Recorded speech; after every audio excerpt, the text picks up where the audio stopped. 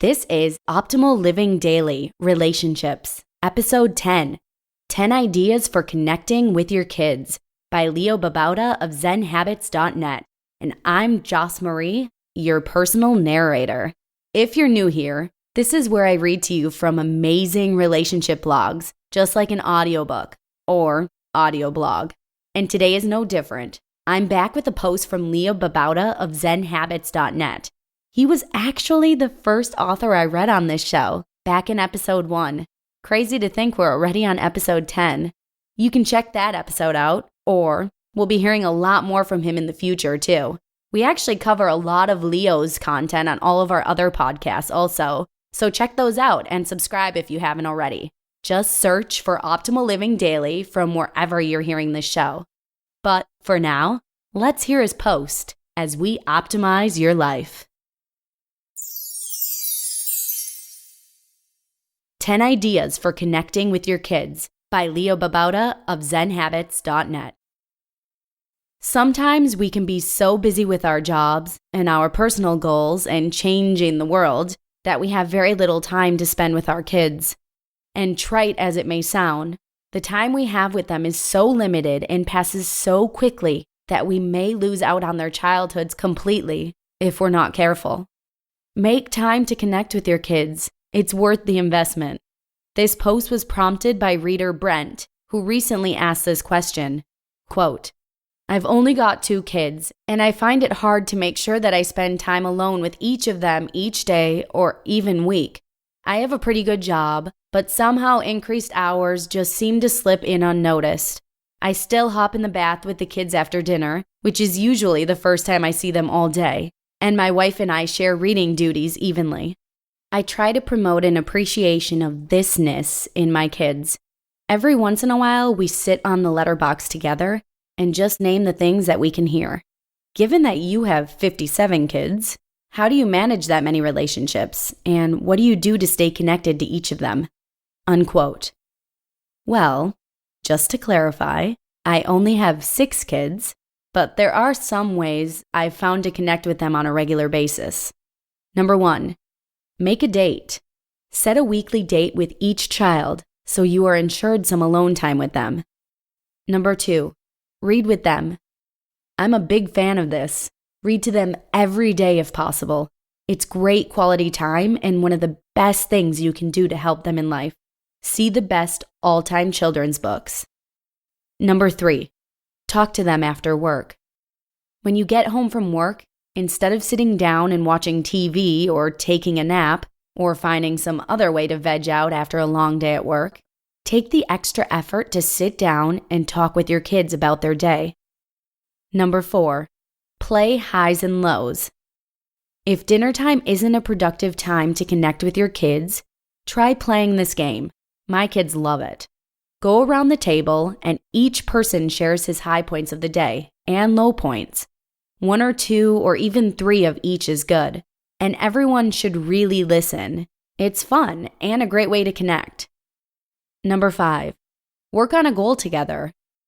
My son Rain and I recently completed a 6-month-long goal together, reading the first 5 books of Harry Potter aloud together. We made it a goal to finish all 5 before the movie came out this weekend, and it took some long reading sessions and sometimes 2 to 3 times a day. But it was fun and very rewarding, and it taught him about setting and achieving goals by taking small steps each day. Now, my 7-year-old daughter Maya and I are doing another goal, to get her in shape for soccer in August. We have a workout plan, and I'm the drill sergeant, and we have a cool high five we give each other at the end, and she has a workout journal.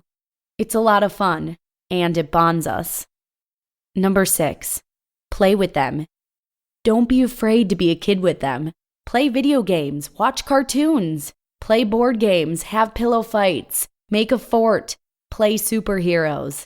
Play at their level. Don't expect them to play at yours. Number 7. Talk to them in the car. Sometimes the only time my oldest daughter, Chloe, and I have together alone is when I take her to choir events or other school activities. This summer, we've had more alone time, but sometimes we're so busy that the time when I drive her to and from these events is our only chance to talk. So I take advantage of it, and we have some great deep conversations in the car. Number 8, have a family day. Every Sunday is strictly for Eva, the kids, and I. We don't work. We don't do much housework. We don't go to functions or parties, usually. We plan out what we're going to do, and we do really fun things with the kids. Last weekend, we went on a hike, and it was a blast. That time is reserved for them and no one else. Number 9, have a family meeting. Before we start Family Day, we have our weekly family meeting, usually on Saturdays, but sometimes on Sunday mornings. I know this isn't exactly one-on-one time, but it's a great way for us to talk about things with the kids, have fun with them, and include them in decision-making. Number 10, just snuggle.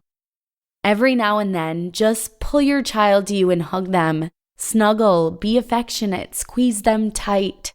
That kind of physical intimacy is important, and the day will come when they don't want to snuggle with you anymore. Take advantage of it now. You just listened to the post titled 10 Ideas for Connecting with Your Kids by Babauta of ZenHabits.net. I love every single thing about this episode. It speaks to me as a new mom. As I mentioned in a couple of our former episodes, Lee and I have a little guy at home who's 1 year old now.